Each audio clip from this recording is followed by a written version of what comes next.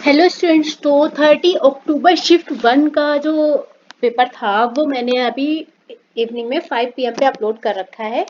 आप बैक जाके मेरे चैनल पे वीडियो सेक्शन या MTS प्लेलिस्ट 2024 में जाके वहाँ पे सारी वीडियो चेक कर सकते हो। ठीक है, चलो।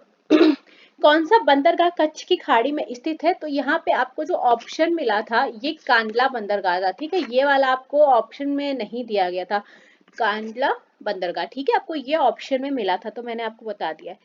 चांद मीनार कितने भागों में विभाजित किया गया है? तो उसमें 4 मंजिल हैं और 4 मंजिलों में कितने कक्ष हैं? 24 कक्ष। ठीक है, चलो।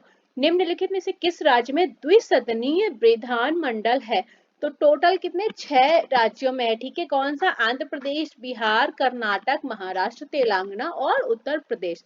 अब देखो, मेरे को एग्जैक्टली ऑप्शन भी नहीं पता, पर आपको 4 ऑप्शन ऐसे दिए गए होंगे जो इन स्टेट से हटके होंगे और इन स्टेट में से कोई एक ऑप्शन आपको दिया गया होगा। ठीक है, सॉरी, थोड़ा सा तबीयत खराब है, इसके लिए आवाज में आपको डिस्टरबेंस लगेगा कभी कभी। तो इन एक ऑप्शन में जो आपको मिला होगा वही हमारा आंसर है। ठीक है, इनमें द्विसदनी विधानमंडल है। सिंधु घाटी सभ्यता का स्थल हड़प्पा आजादी से पहले किसका भाग था? तो सिंधु घाटी जो सभ्यता है वो पहले पंजाब और पाकिस्तान का पार्ट हुआ करता था। झूठा सच यानी कि अनट्रुथ ट्रुथ के राइटर आपसे पूछे थे कि इसके लेखक कौन है, तो अनट्रुथ ट्रुथ के लेखक जो हैं वो यशपाल जी हैं। भारत के सुरक्षा सलाहकार कौन है? अजीत डोभाल जी, एंड काफी टैलेंटेड पर्सनालिटी भाई, आप उनसे इन्फ्लुएंस हो सकते हैं। चलिए, किस केंद्र शासित प्रदेश की साक्षरता दूसरे नंबर पे? पहले दूसरे में ध्यान रखो, कीवर्ड पकड़ो। ठीक है, तो दमन दीव जो है हमारा साक्षरता के मामले में केंद्र शासित प्रदेश में। ठीक है, ये भी समझो, केंद्र शासित प्रदेश की बात हो रही है, केंद्र शासित प्रदेश में दूसरे नंबर पे। ठीक है, कबड्डी में कौन सी लाइन छूने पर पॉइंट मिलते हैं? तो बोनस लाइन एक होती है, उसको छूने पे हमें एक्स्ट्रा पॉइंट्स मिलते हैं। ठीक है, साइनोबैक्टीरिया को खाद्य पिरामिड में किस रूप में वर्गीकृत किया जाता है? तो वो प्राइमरी प्रोड्यूसर्स में आता है। ठीक है, तो आपको आई होप पिरामिड का सिंबल याद हो, साइन याद हो, है ना, फिगर डायग्राम बताया था। हड़प्पा सभ्यता के शहर 2 भागों में विभाजित थे, एक था गढ़ और दूसरा क्या था? हड़प्पा को 2 भागों में विभाजित किया गया था, गढ़, और दूसरा हमारा निचला शहर। ठीक है, सॉरी।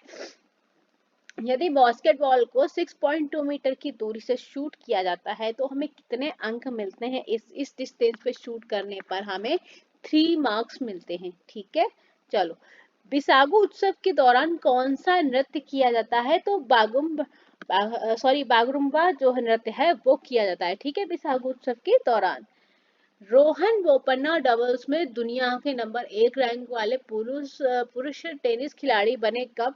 तो ये जनवरी 2024 में टेनिस खेल हुआ था, उसमें इन्होंने ये उपाधि हासिल की। ठीक है, थोड़ा करंट अफेयर सेक्शन में नहीं देखती हूँ इसलिए मैं इतना मतलब उस पर ध्यान नहीं देती हूँ। ठीक है, पर ये क्वेश्चन मुझे पता चल गया इसलिए मैंने मेंशन कर दिया है।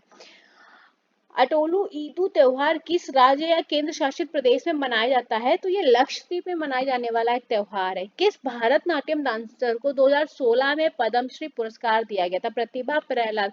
भाई देखो, करंट अफेयर सीजीएल की बात करो या एमटीएस, करंट अफेयर जो यूपी पुलिस कांस्टेबल में थी ठीक थी, बट सीजीएल में करंट अफेयर भाई रुला लिया है और इस बार एमटीएस में भी सेम चल रहा। मुझे लगा था कि एमटीएस में पेपर कुछ अच्छा सेटअप होगा, बट उन्होंने लेवल काफी अच्छा रख दिया जो बच्चों के लिए काफी प्रॉब्लमेटिक हो गई चीजें।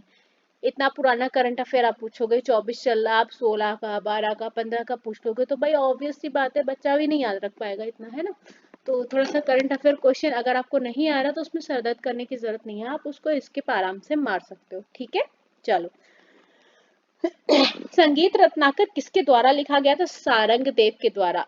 भारत के प्रथम गवर्नर जनरल पूछा गया था, कौन थे? तो लॉर्ड विलियम बेंटिक। ठीक है, क्वेश्चन सीजीएल का आया हुआ है। नीति आयोग की जो एमपीआई रिपोर्ट थी उसके अनुसार बिहार में कितनी जनसंख्या गरीब है? तो 51.91%, और ये कुछ ज्यादा ही है। ठीक है, जामा मस्जिद का निर्माण आपसे पूछा गया था कि किसके द्वारा कराया गया था? शाहजहां के द्वारा जामा मस्जिद का निर्माण कराया गया था। सरकार की जीवंत योजना कब शुरू हुई थी? तो 2015 में यह योजना शुरू की गई थी। मध्य प्रदेश में कौन सी नदी प्रवाह करती है? देखो, नर्मदा, गोदावरी, माही, गंगा और ताप्ती। ठीक है, तो इतनी नदियां हैं। अब मैं थोड़ा सा कंफ्यूज थी आपको ऑप्शन में क्या मिला, कभी कभी एग्जैक्टली ऑप्शन पता नहीं चल पाता ना, बस वही है थोड़ा सा। तो मुझे क्वेश्चन पता चल गया था, मैंने नदियां मेंशन कर दी हैं। अगर किसी को याद हो तो आप अपनी सही नदी जो ऑप्शन में थी आप यहाँ से अपना पिक कर लीजिएगा और आंसर मैच कर लीजिएगा, ठीक है। तो यहाँ पे हमारा शिफ्ट 2 भी हो गया है और मैं अब से 1 घंटे में इसका शिफ्ट 3 भी अपलोड कर दूंगी। तो हमारा 30 अक्टूबर के तीनों शिफ्ट के हमारे जीएस क्वेश्चंस डन हो जाएंगे, ठीक है। फिर हम लोग 4 नवंबर के लिए शिफ्ट 1, शिफ्ट 2 एंड शिफ्ट 3 पर डिस्कशन करेंगे, ठीक है। चलिए, आई होप आपके पेपर अच्छे हो रहे हैं और मैं चाहूंगी आप साथ में बने रहे। अगर आपको चैनल पसंद आ रहा है, मेरी वीडियो पसंद आ रही है, मेरा कॉन्सेप्ट पसंद आ रहा है, तो प्लीज उस चीज को लाइक करें, शेयर करें और सब्सक्राइब करें। बाकी जैसी आपकी इच्छा। बाकी आप अगर पढ़ाई कर रहे हैं, अपने एग्जाम्स की तैयारी कर रहे हैं, तो वो करते रहिए, उसके लिए बेस्ट ऑफ लक, ठीक है। तो गाइस थोड़ी देर में फिर से मैं वीडियो अपलोड करूंगी ताकि आप लोग अपने आंसर्स मैच कर पाएं। तब तक के लिए साथ में बने रहिए और इन वीडियो से अपने आंसर्स मैच कर लीजिए, ठीक है। चलिए, thank you so much guys.